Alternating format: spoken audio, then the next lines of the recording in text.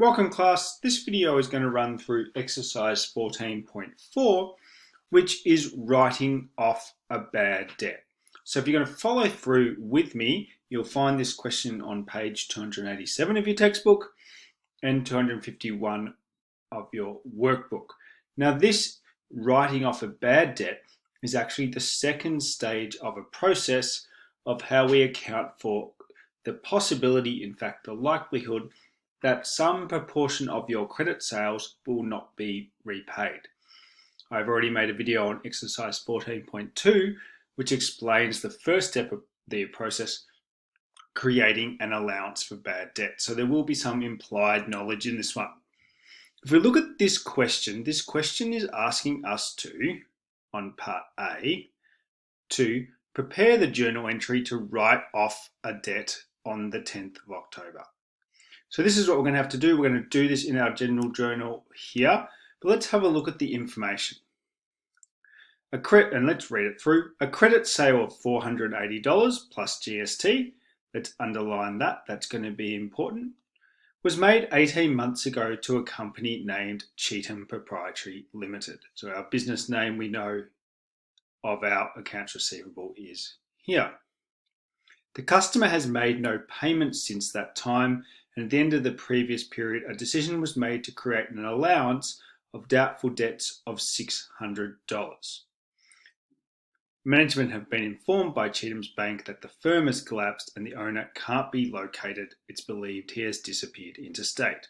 All details were noted on memo 121. So our source document that explains all this is in memo 121. The first bit that we need to think about before we go into recording it is the fact that they have already created an allowance for doubtful debts. So this happened last period. We are not required to record this, but let's think about what would have happened there. We would have done a debit of bad debt expense. So we have recorded a bad debt expense of $600. And we would have credited allowance for doubtful debts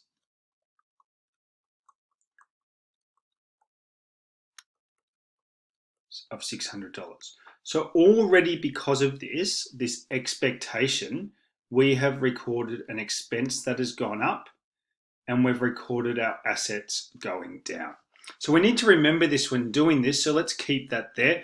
Part A is asking us to record the fact that we now have to recognize a specific customer can't pay us back, being Cheetham. How much did these guys owe us? $480 plus GST, so $480 plus $48 of GST. So we need to recognize a couple of things. Firstly, and we can always do this around the wrong way, it doesn't matter. And I'm going to shorthand a little bit but you won't. We can recognize that our accounts receivable for Cheetham will never become cash. So we need to recognize that this specific accounts receivable, Cheetham Proprietary Limited, is no longer an asset. How do we record this no longer being an asset? By crediting it, because remembering a credit will be an asset going down. We need to come up with two asset debits though that equal 528. Let's go through them, and we are going in a slightly different order, and that's totally fine. The first one we can recognize is that it is GST clearing. GST clearing of $48, but it is $480 plus GST, because this customer we originally recorded had paid us for had recorded a sale, so we'd recorded a collection of GST which we owed to the government. We now clearly are no longer going to be required to pay this GST to the government because we're reversing this sale ever happening. So this means we are reducing our liability to the government, hence a debit. Now, this is a bad thing, but we already, remember, have recorded an expense in this expectation that this customer can't pay us back. So we're not going to record this as an expense. What we are is going to record our asset going down. So we're going to reduce our allowance for doubtful debts. So our allowance for doubtful debts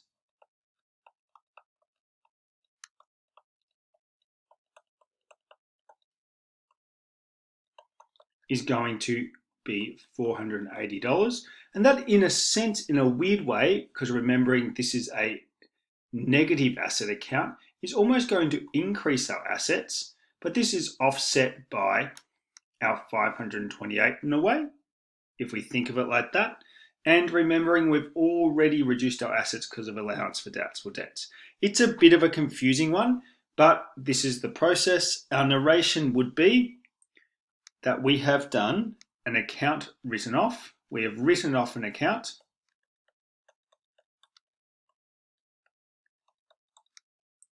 as it is irrecoverable.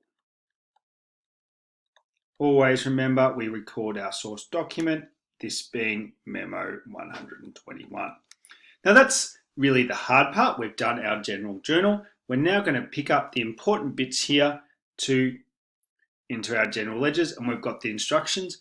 It hasn't been super nice to us. We need to recognize previously accounts receivable Cheetham Proprietary Limited actually owed us some money. And how much did they owe us? They used to owe us $528, and this was because of a credit sale and GST clearing. Now we have to recognize now that we have an accounts receivable here of 528 as a credit, 528, and we would then create our cross-reference, or sorry, our date would be 10 October, and I have missed that up here. And then we could either split this up into 480 and 48. I've been honestly a little bit lazy here, and I'm going to make them equal. Allowance for doubtful debt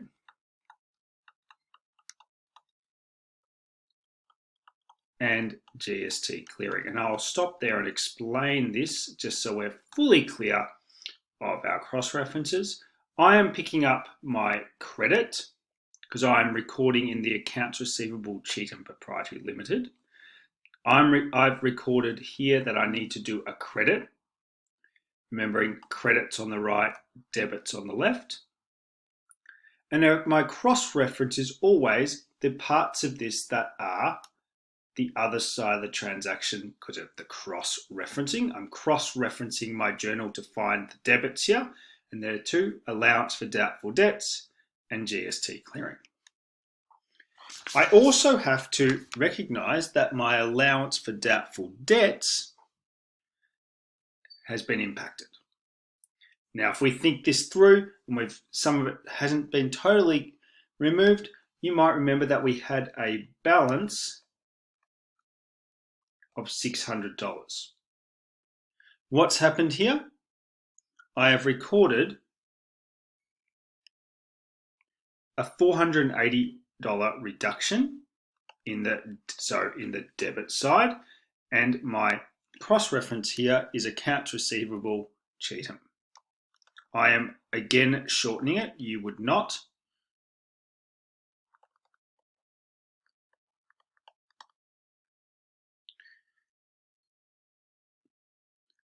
Then we would look at this and go, what do I need to do? Have I finished? This is a negative asset account that goes into our balance sheet. So I need to balance both of these, add up both sides being 600, because I put the largest one, I need to get 120 to balance it, being balance. And you can see that I've already been kind enough to put the balance in here. Now that's a bit quick. What is this telling me? I still have $120 of allowance of doubtful debts to go. So I can still reduce this by 120 before I have to actually keep going in my bad debt expenses. And I have reduced my actual accounts receivable by 528 to write off the actual bad debt. Now, Part C has a number of information.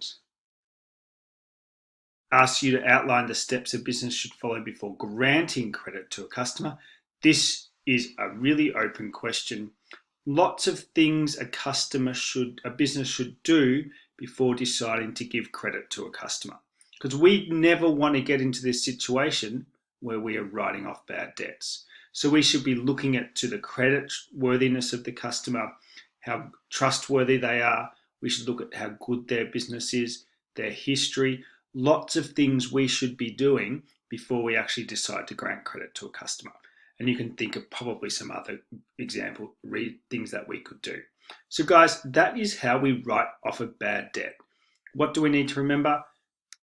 We are reducing the specific accounts receivable because we know who can't pay us back now, but be a bit careful because we have already created an allowance for doubtful debt.